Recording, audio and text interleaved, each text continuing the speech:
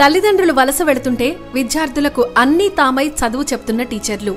మహారాష్ట్రలోని సాంగ్లీ జిల్లాలో ఉన్న కులాల్వాడిలో కరువు కారణంగా అక్కడ సంవత్సరానికి 8 నెలలు పిల్లలను ఇంటి దగ్గరే వదిలేసి రైతులు వలస వెడుతుంటారు. కొందరైతే పిల్లలను బడి మానిపించి తీసుకెళ్తారు. దానివల్ల కులాల్వాడిలో ఉన్న ప్రభుత్వ స్కూల్లో పిల్లల సంఖ్య కూడా తగ్గింది. కరువు ప్రభావం పిల్లలపై పడకుండా అక్కడ హెడ్ మాస్టర్ భక్తరాజ్ గర్జే ఆ బాధ్యతను తనపై వేసుకున్నారు.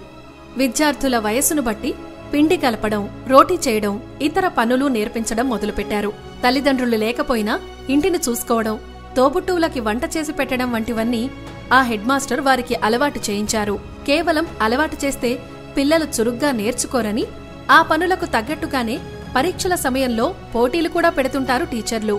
కులాల్వాడి చుట్టుపక్కల గ్రామాల్లోని సుమారు 250 మంది ఆ పాఠశాలలో చదువుకుంటున్నారు. అందులో 150 మందికి పైగా వలస కూలీల పిల్లలే ఉన్నారు.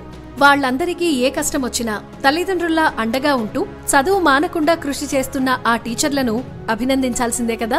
చదువే రేపటి భవిష్యత్తును నిర్ణయిస్తుంది. అందుకే ఎంత కష్టమొచ్చినా చదువును మాత్రం మానకూడదు అని చెప్తుంటారు.